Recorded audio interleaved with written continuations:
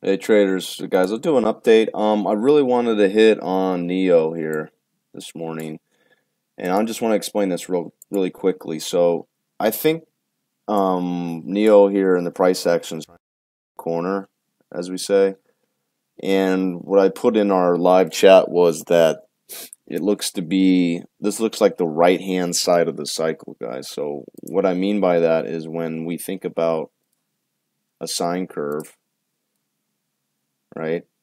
Depending on which way you're playing this cycle, you could be playing it on the short side, but in this particular case, we like it longer term, right? So when you're in a pullback and you're on the down slope of the cycle, you have to be a little bit patient in how you work your size. Ideally what you want to do is catch the next upslope on the cycle. This is what I call the right hand side of the cycle. This is the right-hand side of the cycle. This would be the left-hand side. Okay, and these are where you want to, this area is where you want to be most aggressive, both in terms of entry and in terms of your size. So this is essentially what I mean, is that this is the cycle, and I think this is the right-hand side. Are we closer to the right-hand side of the cycle here? Or does it look more like the right-hand side of the cycle here?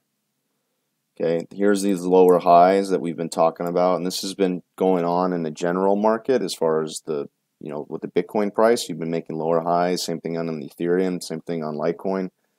But look how these lower highs here, this was another one right there, and then this is the bottom support. We've held here, you held here, you held here again, you held here again.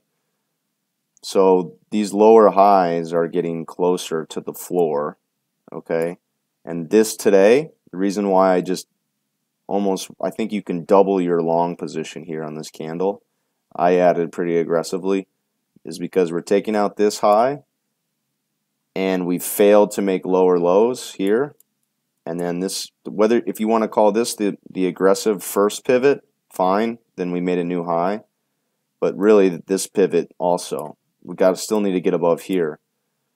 But the point is when you stop making lower lows, that's the first sign that a market's turning. And then when you start to make new highs, you take out some prior lower highs, like right here. All right, and then when you look, you can't really see it because there's a SPY signal here. But when you give me a bullish candle like this after a basing period, I like to buy those candles. That's following the footprints of money. So from here, obviously, I'd like to see this, right? But we'll see. I like adding risk, taking more of a bigger position on the long side, and then whatever you add here, your risk is going to be right below the lows. Boom, right there. So it doesn't mean you stop out on the entire position if the low of today's low is taken out, but whatever you add aggressively, whatever that size that is, you play a tight stop on that particular piece. So if we break this low, I'll stop out, or I'll take off my risk that I put on today, and obviously I'll keep my core position. But that's how you manage your risk, by adding and reducing. And when you get heavier, like today, you got to know where your risk is or where your stop is. And I like to do it per that particular piece. Some people are always all in or all out, all in, all out.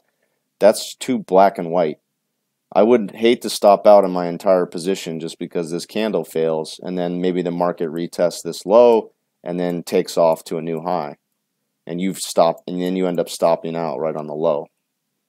Right? I've had that happen before. That's why I developed this idea of, adding and reducing. All right, but let's see, guys. I'd like to see some follow through. Again, this is the key pivot on the upside. All right, and I just talked about our risk. I'll just save that as one video to keep it short and sweet, and then I'll come back and do a few others.